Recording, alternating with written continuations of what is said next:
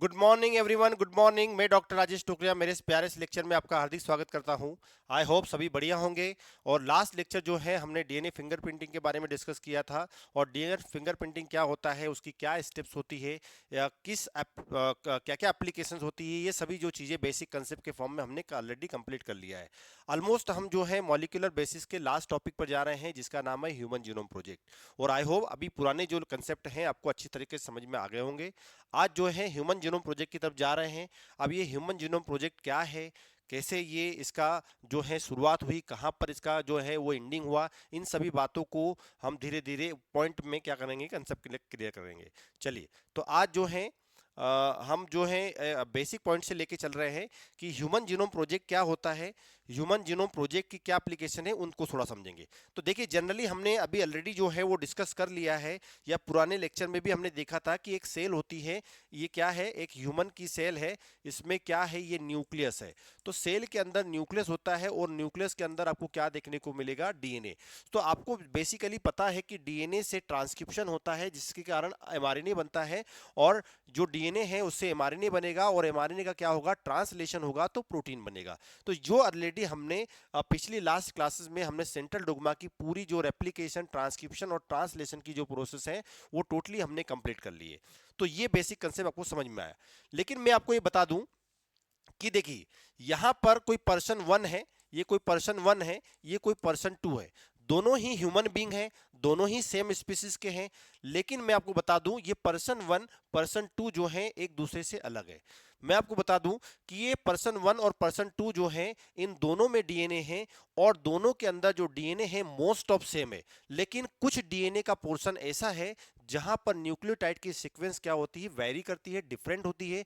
जिसके कारण इस एक पर जो पहला पर्सन है उससे थोड़ा डिफरेंट होगा, कौन, दूसरा जो पर्सन है वो डिफरेंट होगा। तो कुल मिला के मैं आपको क्या बताना चाह रहा हूं कि दोनों पर्सन के अंदर डीएनए है, लेकिन मोस्ट ऑफ डीएनए क्या होगा, सेम होगा। लेकिन उनमें से कुछ डीएनए का जो सीक्वेंस होता है वो क्या होता है, डिफरेंट होता है। और इस डिफरेंट सीक्वेंस के कारण क्या होता है, इन दोनों के जो कैरेक्टर्स हैं वो क्या होंगे, अलग होंगे। तो आई होप ये बात आपको समझ में आई होगी। तो यहां पर मैं आपको क्या बता रहा हूं कि human being belong to same species.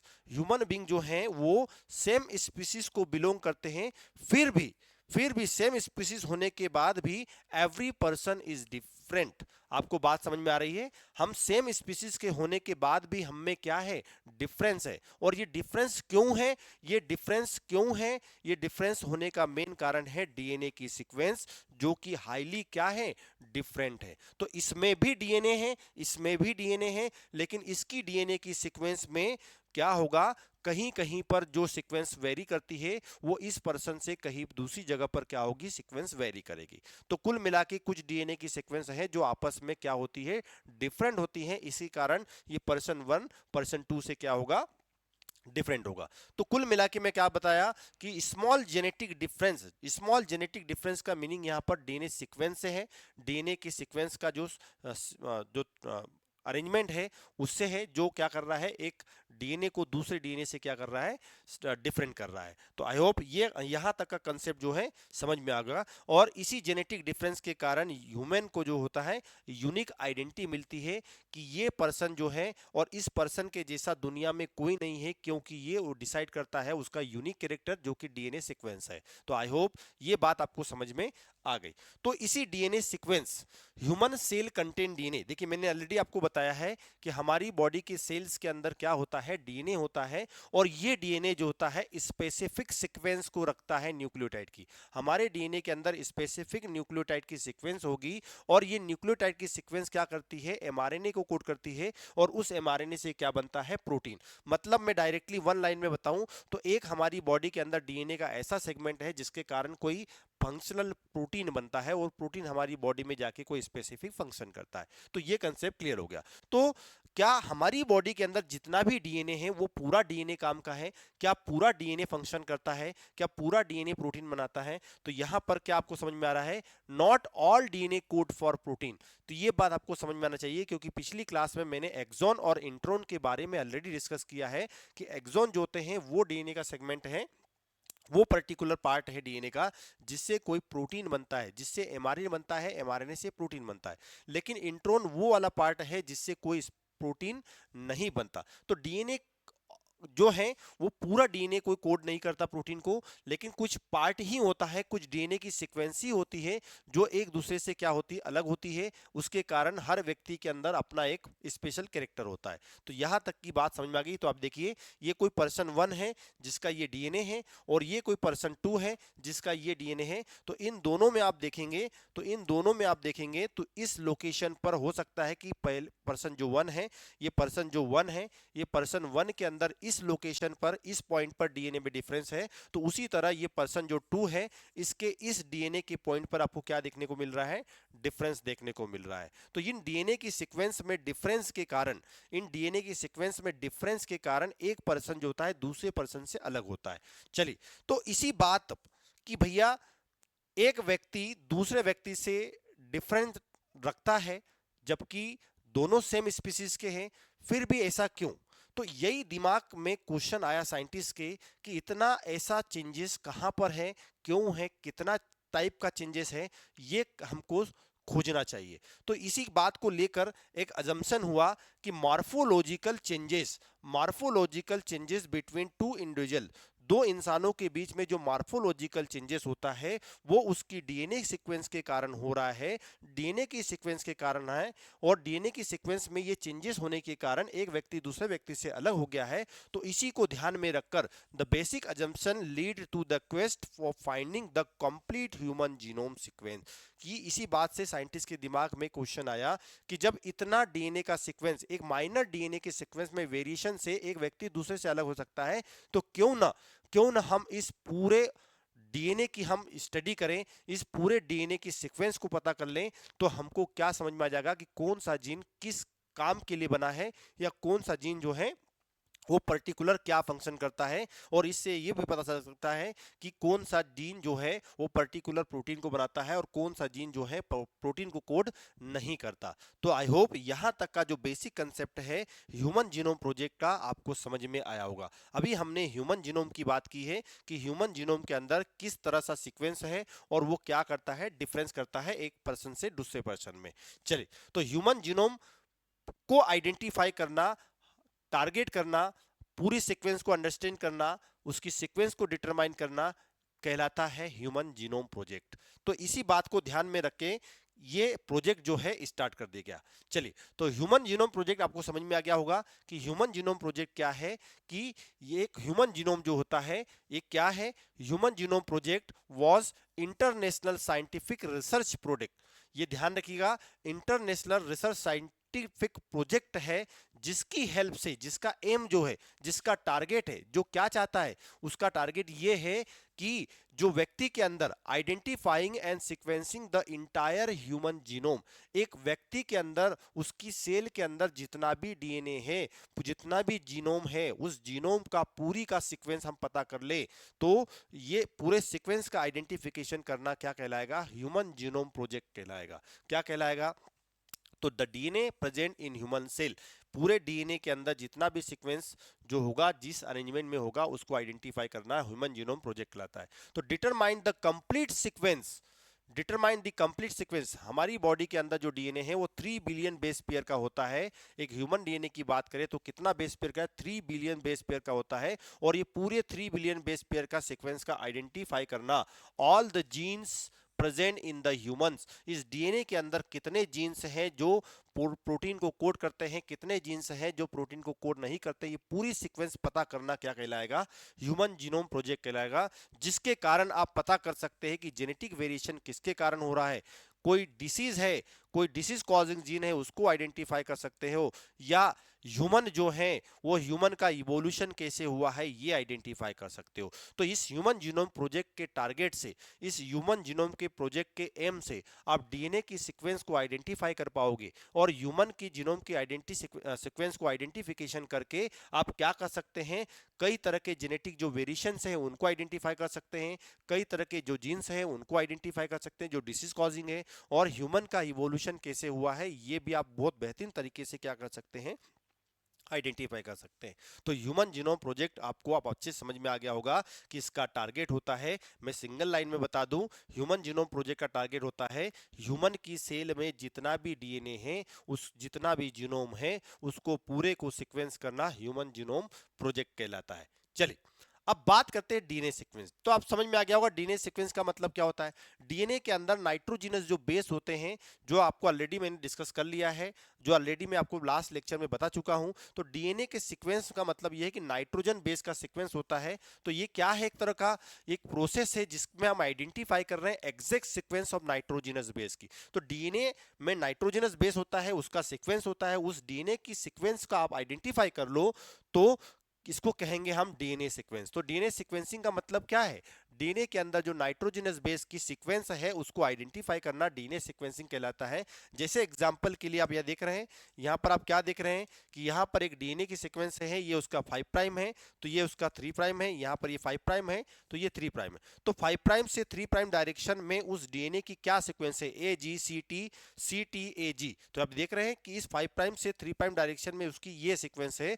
लेकिन यही आप 5 प्राइम से इधर की डायरेक्शन में जाएंगे, या हम बोल सकते हैं कि इसको 3 प्राइम से 5 प्राइम में देखें तो इसकी सीक्वेंस क्या होगी। तो आप यहां देख पा रहे होंगे कि इसकी जो सीक्वेंस है वो किस टाइप की है, लोअर, ये अपर स्टैंड की बात की मैंने अभी कहां की बात की, ये अपर स्टैंड की बात की, तो ये अपर पार्ट की बात की, अपर स्टैंड जो है उसकी बात की। तो यहां पर लोअर में आप देखेंगे तो लोअर पार्ट में आपको TCGA GATC वाली सीक्वेंस जो है आपको देखने को मिलेगी। तो इसी तरह की डीएनए की सीक्वेंस को आइडेंटिफाई कर लें तो इसको कहते हैं डीएनए सीक्वेंसिंग। और हम चाहते हैं कि पूरे डीएनए की सीक्वेंसिंग हो जाए, तो इसी को कहते हैं human genome project. Concept clear है, समझ में आया। ये कंसेप्ट जो है बहुत बेहतरीन तरीके से जो कंसेप्ट है साइंटिस्ट ने डिजाइन किया है, ताकि हम एक ह्यूमन की बॉडी के जितना भी डीएनए है या अदर कोई ऑर्गेनिज्म है उनके डीएनए को हम फ्यूचर के लिए क्या कर सकते हैं, स्टोर कर सकते हैं, और वहां से वो इंफॉर्मेशन को फ्यूचर में किसी डिसीज के ट्रीटमेंट या कोई आइडेंटिफिकेशन करना हो तो आसानी से वहां से डेटा को क्या कर सकते हैं, आसानी से वहां से रिट्राइव कर सकते हैं, वहां से आसानी से निकाल सकते हैं। तो आई होप ये बात आपको बहुत अच्छे समझ में आ गई होगी। चलिए, तो why called mega project, human genome project जो है इसको मेगा प्रोजेक्ट कहा जाता है। मेगा प्रोजेक्ट का मतलब होता है कि ये जो न्यूक्लियोटाइड को फाइंडिंग करने की जो सीक्वेंस है, ये न्यूक्लियोटाइड को फाइंडिंग करने का जो प्रोजेक्ट है जिसको ह्यूमन जीनोम प्रोजेक्ट कहा है, इसको मेगा प्रोजेक्ट कहने का कारण क्या है कि इसका एम जो है वो ह्यूमन डीएनए की पूरी सीक्वेंस को आइडेंटिफाई करना, इसलिए इसको हमने ह्यूमन जीनोम प्रोजेक्ट कहा है। लेकिन इसमें लगने वाला है समय, क्योंकि आप किसी सेल के पूरे डीएनए की सीक्वेंसिंग कर रहे हो, तो पहली बात इसमें लगने वाला है टाइम। दूसरी बात, इसमें जो डेटा होगा, हमारे डीएनए के अंदर जितना भी सीक्वेंस होगा वो कोई एक दो सीक्वेंस नहीं है, वो कई नाइट्रोजिनस बेस का सीक्वेंस है। और ये सीक्वेंस जो होता है बहुत ज्यादा अमाउंट में होगा, लार्ज नंबर में होगा, इसलिए हग अमाउंट ऑफ डेटा, हमारे पास जो डेटा आएगा वो बहुत ज्यादा नंबर में आएगा। तो पहली बात, इसको मेगा प्रोजेक्ट कहने का कारण यह है ह्यूमन जीनोम प्रोजेक्ट को, कि इसमें टाइम लगने वाला है, इसमें जो डेटा मिलेगा हमको बहुत ज्यादा अमाउंट में मिलेगा। तीसरी बात, इसमें कई लोगों का इन्वॉल्वमेंट है, कई लोग कंट्री का इन्वॉल्वमेंट है, जिन्होंने क्या किया, अपना इंटरेस्ट ह्यूमन जीनोम प्रोजेक्ट की तरफ जो है वो दिखाया है। और तीसरी बात, इनमें कई लोगों के अलावा हाई कॉस्ट का, मतलब इसमें जो अमाउंट लगना है, जो मनी लगना है, वो भी बहुत ज्यादा है। तो कुल मिला के इसको mega project, human genome project को मेगा प्रोजेक्ट कहने का मेन कारण क्या है, टाइम। टाइम के अलावा लगने वाला जो कलेक्ट होगा डेटा वो बहुत ज्यादा अमाउंट में होगा, कई सारे लोग इन्वॉल्वमेंट हैं, और यहाँ पर हाई कॉस्ट भी होगी, इसलिए इसको मेगा प्रोजेक्ट कहा जाता है। तो क्या आपको ये basic concept human genome project का समझ में आया। चलिए देखिए, अब बात करते हैं हम टाइम की। सबसे पहले बात करते हैं टाइम की। ह्यूमन जीनोम प्रोजेक्ट जो है सबसे पहले स्टार्ट किया गया था कब, 1990 में। 1990 में, सबसे 1990 में सबसे पहले इसको स्टार्ट किया गया था। कब स्टार्ट किया गया, 1990 में स्टार्ट किया गया, और ये कंप्लीट हुआ कब, 2003 के अंदर। कुल मिला के कितना समय लगा, एक ह्यूमन जीनोम प्रोजेक्ट को कितना समय लगा, कि 1990 के अंदर स्टार्ट हुआ और ये कंप्लीट हो चुका है। कहां पर, ये कंप्लीट हो चुका है 2003 के अंदर। तो कुल मिला के इसको 13 साल लग गए। ये बात आपको याद रखना है। तो टाइम कितना साल लगा, 13 साल लग गए। एक 1990 में स्टार्ट किया गया प्रोजेक्ट 2003 में कंप्लीट हुआ है, तो सोचिए 13 साल अपने आप में बहुत बड़ा टाइम होता है। दूसरी बात, इस प्रोजेक्ट का एम क्या था? डिटरमाइन करना है पूरा डीएनए सीक्वेंस किसका? ह्यूमन जीनोम का। ह्यूमन के जीनोम का पूरा डीएनए सीक्वेंस को आइडेंटिफाई करना है। और पूरे डीएनए को आइडेंटिफाई करना एक छोटा काम नहीं है, ये पूरे आप हिस्ट्री को आइडेंटिफाई कर रहे हो, आने वाले फ्यूचर को आइडेंटिफाई कर रहे हो, तो इसमें टाइम लगने वाला है। चले, तो हाउएवर क्रोमोसोम 1 देखो, मैंने अभी आपको बताया कि 1990 में 1990 में स्टार्ट हुआ, 2003 में कंप्लीट हो गया, 13 साल लगे पूरे ह्यूमन जीनोम प्रोजेक्ट को। लेकिन क्रोमोसोम जो नंबर 1 है, देख रहे हैं, एक ह्यूमन की बॉडी में जो जीनोम होता है वो क्रोमोसोम नंबर 1 से लेकर कहां तक होता है? कहां पर होगा? क्रोमोसोम 1 से लेकर कहां पर होगा? क्रोमोसोम नंबर 22 ऑटोसोम होंगे, उसके बाद XX या XY जो है सेक्स क्रोमोसोम होंगे। तो क्रोमोसोम नंबर जो 1 है, क्रोमोसोम नंबर 1 जो है, ये लार्जेस्ट ह्यूमन क्रोमोसोम है, जहां जिसकी सीक्वेंस को कब 2006 के अंदर क्या कर लिया गया? कंप्लीटली आइडेंटिफाई कर लिया गया। 2006 में 2006 में इसको कंप्लीटली आइडेंटिफाई कर लिया गया। तो कहने को 13 साल लगे, लेकिन क्रोमोसोम नंबर 1 जो है उसको क्या किया?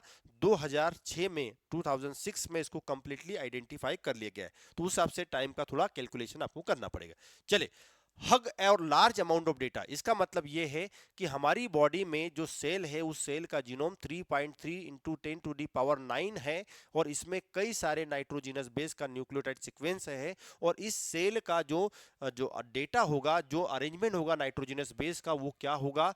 वो कई अमाउंट में न्यूक्लियोटाइड सीक्वेंस होगी, कई अमाउंट में न्यूक्लियोटाइड सीक्वेंस होगी। इस डेटा का जो कलेक्शन करना बहुत ज्यादा प्रॉब्लम होती है। तो number of base pair of the entire genome, एक नंबर ऑफ बेस पेयर की बात करें, कितना होगा? 3 और 3 × 10⁹ ये अपने आप में बहुत बड़ा डेटा है। इस डेटा को आप कैसे एक छोटे सी बुक में या कैसे आप स्टोर करेंगे, ये सबसे बड़ी प्रॉब्लम है। चलिए पहले समझते हैं। देखिए, मैंने आपको यहां पर बताया है कि एक कॉपी का पेज है, एक कॉपी का पेज है, एक बुक का पेज है। तो एक बुक में आप कितने लेटर लिख सकते हो, कितने वर्ड लिख सकते हो? 1000। मैंने आपको क्या बोला कि मेरे पास एक कोई पेज है, उस पेज के अंदर यदि आप देखेंगे तो मेरे पास कोई एक पेज है, उस पेज में 1000 वर्ड लिखे हुए। कितने 1000 वर्ड लिखे हुए हैं? कितने 1000 वर्ड लिखे हैं? एक 1000 जो है वर्ड्स लिखे हुए हैं एक पेज के अंदर।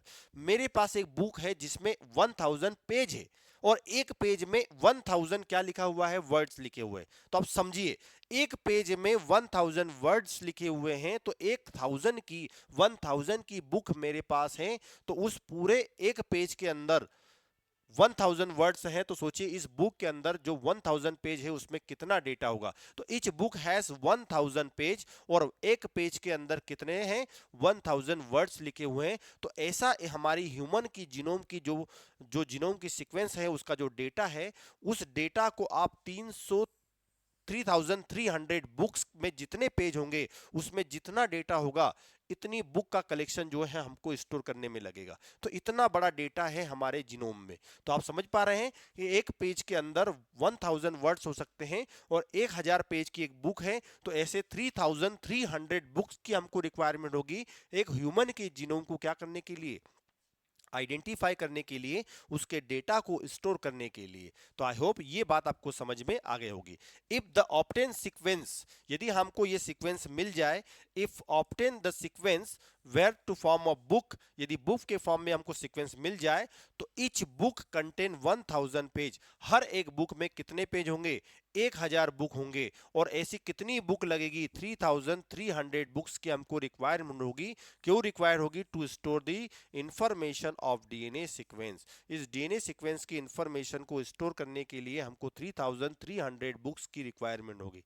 तो आई होप ये बात समझ में आ गया कि हमारा जो जीनोम है बहुत वास्ट है, बहुत बड़ा है, और उसकी सीक्वेंस क्या है? बहुत ज्यादा है। और उसमें डेटा को obtain sequence made store retrieve and analyse, इस डेटा को, इस ह्यूमन जीनोम की सीक्वेंस का जो फॉर्म में डेटा आया है, उस डेटा को स्टोर करना, उसको रिट्राइव करना, उसको वापस से प्राप्त करना, उसको एनालाइज करना, ये हमारे लिए डिफिकल्ट की बात होती है। इसलिए डिफिकल्ट की बात होती है कि इस डेटा को हम कहाँ स्टोर करेंगे, कैसे स्टोर करेंगे और कैसे इसको हम यूज कर सकते हैं फ्यूचर के लिए। पर हमारे बॉडी के अंदर जितना भी जीनोम है वो कितनी बुक के डेटा के बराबर आएगा, 3300 बुक्स लग जाए, इतना डेटा है हमारे अंदर। तो इन डेटा का स्टोरेज, रिट्राइवल, एनालिसिस करना, डेटा क्या है, वेरी डिफिकल्ट है। Hence there is urgent need to find out the user friendly way to store, retrieve और एनालाइज दी डेटा। अब प्रॉब्लम क्या हो गई, प्रॉब्लम ये हो गई कि हमने डेटा को कलेक्ट करना चालू कर दिया, डेटा को आइडेंटिफाई करना चालू कर दिया, लेकिन इसको स्टोर कैसा किया जाए, इसको रिट्राइव कैसा किया जाए और इसको एनालाइज कैसा किया जाए, ये सबसे बड़ी प्रॉब्लम हो गई। हमने डीएनए सीक्वेंस को आइडेंटिफाई कर तो दिया, लेकिन इस डेटा को स्टोर करना, उसको रिट्राइव करना, पुनः प्राप्त करना, उसको एनालाइज करना, ये हमारे लिए बड़ी समस्या हो गई। तो कुल मिला के इस प्रॉब्लम का सोल्यूशन क्या हुआ कि अब इस प्रॉब्लम का सोल्यूशन निकला गया एक बायोलॉजी की नई ब्रांच से, जिसको हम कहते हैं बायो इन्फॉर्मेटिक्स। क्या कहते हैं, बायो इन्फॉर्मेटिक्स। बायो इन्फॉर्मेटिक्स का मतलब यह है कि बायो मतलब लाइफ, ह्यूमन, ह्यूमन की बॉडी में जितना भी डीएनए की सीक्वेंस है इसको स्टोर करना एक कंप्यूटर के फॉर्म में, एक हार्डवेयर के फॉर्म में, अब वो हार्डवेयर नहीं बोल सकते, मतलब एक डेटा मेमोरी के फॉर्म में आप बोल सकते हैं, उसको स्टोर करना। तो कुल मिला के मैं क्या बोलूं कि hybrid field is with the biological data and uses of computer science. आप समझ रहे हैं, बायोलॉजी के डेटा को, ह्यूमन के डेटा को एक कंप्यूटर में सेव करना, एक मशीन में सेव करना क्या कहलाता है, बायो इन्फॉर्मेटिक्स कहलाता है। तो बायो इन्फॉर्मेटिक्स क्या है, एक ब्रांच है साइंस की जिसमें हम क्या करते हैं, बायोलॉजी के डेटा मतलब ह्यूमन के जीनोम का जितना भी डेटा है उस डेटा को हम कंप्यूटर में क्या कर दे, सेव कर दे। तो मतलब कंप्यूटेशनल बायोलॉजी और क्या हम किसकी बात कर रहे हैं, बायोलॉजिकल डेटा की बात करें, दोनों को मिला के हम क्या कहते हैं, बायो इन्फॉर्मेटिक्स कहते हैं, जिसमें हम डेटा को स्टोर कर सकते हैं, रिट्राइव कर सकते हैं और इसको एनालाइज कर सकते हैं। तो आप देख रहे हैं यहाँ पर ये कंप्यूटर है, इस कंप्यूटर में हम क्या कर रहे हैं, इस डेटा को, जो डेटा हमारे पास 3300 बुक्स का इतना डेटा जो था हमारे पास, उस डेटा को हम आसानी से इस कंप्यूटर के अंदर क्या कर सकते हैं, स्टोर कर सकते हैं, उसको वापस से रिट्राइव कर सकते हैं, उसको एनालाइज कर सकते हैं। The storage retrieval analysis of the data become very easy with computer में इसको स्टोर करना बहुत आसान हो गया। और analyse the biological data such as DNA sequences, हम जो डीएनए सीक्वेंस को एनालाइज करना चाहते हैं वो कंप्यूटर की हेल्प से, मैथमेटिक्स की हेल्प से बहुत आसान हो गया और इसको हम लंबे समय के लिए क्या कर सकते हैं, स्टोर कर सकते हैं।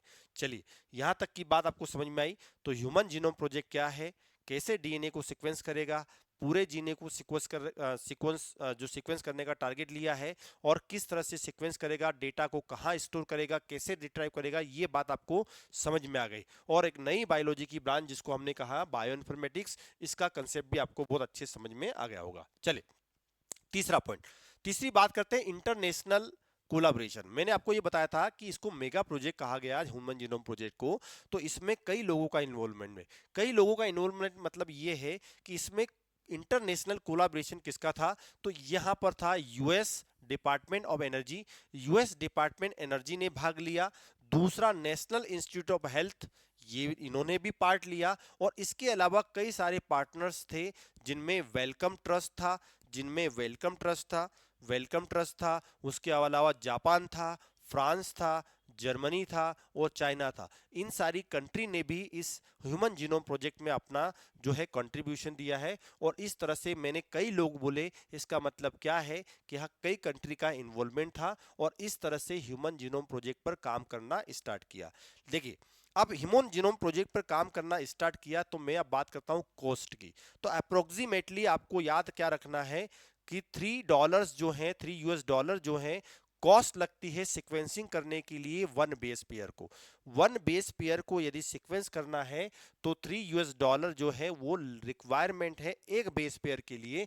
तो आप सोचिए कि यदि एक बेस पेयर के लिए $3 लग रहा है तो हमारा जीनोम कितना है, 3 × 10⁹ बेस पेयर का है। तो इसको सिंपली आप मल्टीप्लाई कर दीजिए तो आपके पास जो आएगा वो $3 बिलियन का आपको रिक्वायरमेंट लगेगी। इसका मतलब क्या हुआ कि 3 × 3 अब 9 हो गया, ये $9 बिलियन का मतलब होता है 100 करोड़ जो है वो इंडियन रुपीस के अंदर इतना अमाउंट जो है उस समय ये खर्च हुआ है इस ह्यूमन जीनोम प्रोजेक्ट को कंप्लीट करने के लिए। तो आप समझ रहे हैं, एक टाइम, उसमें कोलाब्रेशन कई लोगों का है, दूसरा उसमें जो डेटा मिला उसको स्टोर करना, और तीसरा उसकी कॉस्ट जो है बहुत ज्यादा है। उस समय की बात करें तो 9 मिलियन US डॉलर, मतलब 900 करोड़ रुपीस का जो है इन्वेस्टमेंट है इस पूरे ह्यूमन के जीनोम के क्रोमोसोम 1 से लेकर पूरे जीनोम को आइडेंटिफाई करना एक बहुत बड़ा टास्क था। तो आई होप ये बात आपको समझ में आई, क्यों इसको मेगा प्रोजेक्ट कहा गया, क्यों इसको मेगा प्रोजेक्ट कहा गया। क्लियर हुआ कंसेप्ट? चलिए आगे बढ़े। ठीक है, चलिए goals of the human genome project. Human genome जो प्रोजेक्ट है वो स्टार्ट तो किया गया, लेकिन उसका टारगेट क्या है? देखिए, ह्यूमन जीनोम प्रोजेक्ट को समझने के लिए सबसे पहले हमको थोड़ा बायोटेक्नोलॉजी के पॉइंट ऑफ व्यू से भी समझना पड़ेगा। देखिए, जब तक बायोटेक्नोलॉजी नहीं था तब तक हम डीएनए को आइसोलेट नहीं कर पाए। हमारे पास रेस्ट्रिक्शन एंजाइम, आज बायोटेक्नोलॉजी की हेल्प से हमारे पास रेस्ट्रिक्शन एंजाइम है जिनके डीएनए को हम क्या कर सकते हैं, फ्रेगमेंट में कट कर सकते हैं और उनका क्लोनिंग करके उनका नंबर क्या कर सकते हैं, बढ़ा सकते हैं।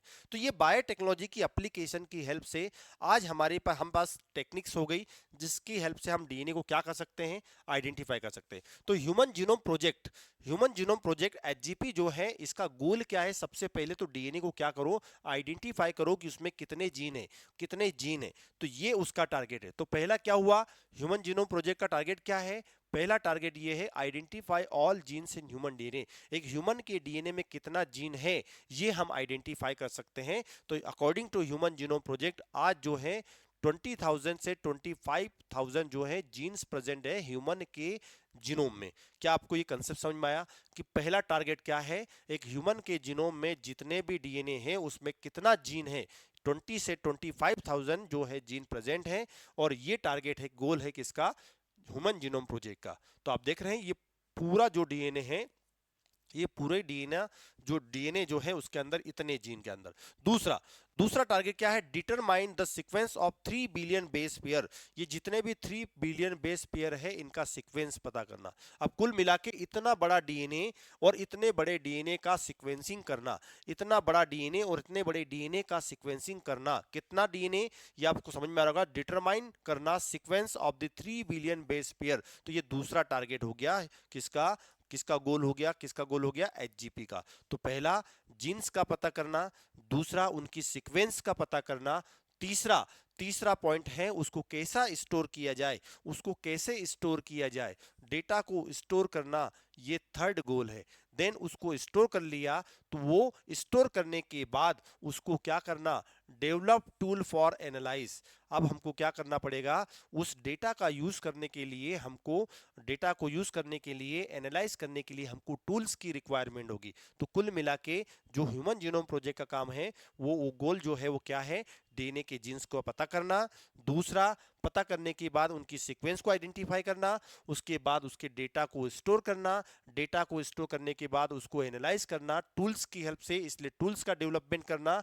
टूल्स में आप किसकी बात कर रहे हैं? यहाँ पर कई सारे इंप्रूव्ड टूल्स हैं जो फास्ट कंप्यूटेशनल है, कंप्यूटेशनल टेक्निक्स से डेवलप किए गए हैं, जिससे आप डेटा को क्विकली क्या कर सकते हैं, रिट्राइव कर सकते हो और एनालाइज कर सकते हो।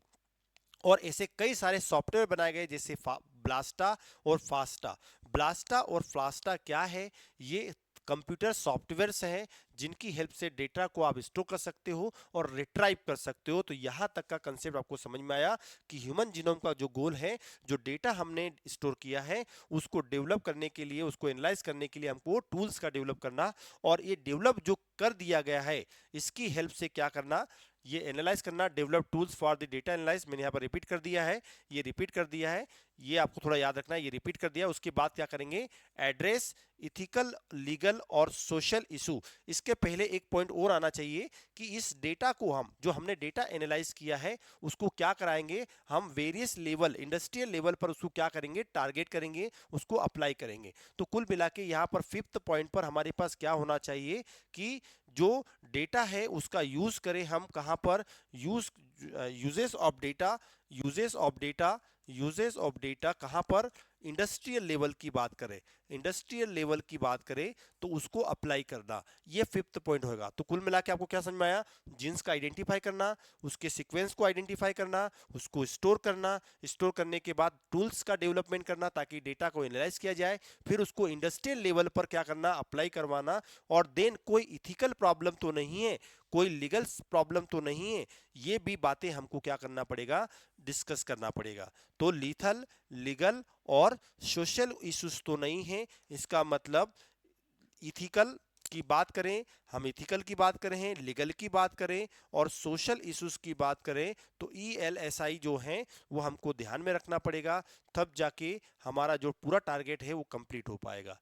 तो ह्यूमन जीनोम प्रोजेक्ट का जो टारगेट है, जो गोल है, वो आपको सीक्वेंस में याद रखना है, ताकि यदि एनसीईआरटी के हिसाब से यदि क्वेश्चन को यदि पॉइंट में ब्रेक करके दिया गया कि सही सीक्वेंस में अरेंज करना है तो आपको ये पॉइंट्स याद रखना पड़ेगा। तो देखिए ये है पूरा जीनोम, इस जीनोम के अंदर होता है ये नाइट्रोजिनस बेस का सीक्वेंस। ये क्या है? नाइट्रोजिनस बेस का क्या है? सीक्वेंस है, जिसको हम कंप्यूटर में डेटा को क्या कर सकते हैं, स्टोर कर सकते हैं। और देन फास्टा और ब्लास्टा जैसे हमने क्या कर लिए, सॉफ्टवेयर टूल्स बना लिए, और इन टूल्स को हम क्या कर रहे हैं, इंडस्ट्रियल लेवल पर, चाहे एग्रीकल्चर की बात हो, चाहे मेडिकल की बात हो या फार्मास्यूटिकल की बात हो, उन डेटा को जो स्टोर किया है उनको क्या करना, अप्लाई करना, और अप्लाई करने के साथ साथ एथिकल और सोशल और कोई लीगल इश्यूज तो नहीं है, इन बातों को भी आइडेंटिफाई करना, ये गोल है किसका, ह्यूमन जीनोम प्रोजेक्ट का। तो क्या आपको ये कंसेप्ट समझ में आया?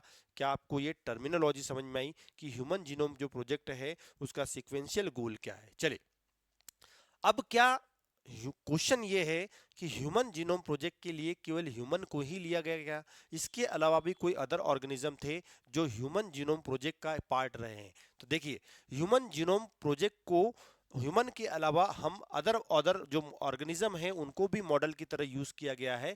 तो यहाँ पर ह्यूमन जीनोम प्रोजेक्ट में आप देखेंगे तो कई सारे ऐसे नॉन ह्यूमन ऑर्गेनिज्म हैं जिनको इंक्लूड किया गया है, जिसमें हम पहली बात करें एराबिडोप्सिस थैलियाना की बात करें। एराबिडोप्सिस जो थैलियाना है एक तरह का प्लांट है जिसको शामिल किया गया। दूसरा ई कोलाई नाम का जो बैक्टीरिया है जिसको एस्चेरिया कोलाई कहा जाता है, ये बैक्टीरिया जो है इसको भी इन्वॉल्व किया गया। एक ईस्ट है जिसको सैक्रोमाइसिस सेरेविसिस कहते हैं, इसको भी इंक्लूड किया गया। और आपने सी एलिगेंस के बारे में पढ़ा होगा जिसको निमेटोड वॉर्म भी कहते हैं, एक मॉडल ऑर्गेनिज्म है, उसको भी इंक्लूड किया गया।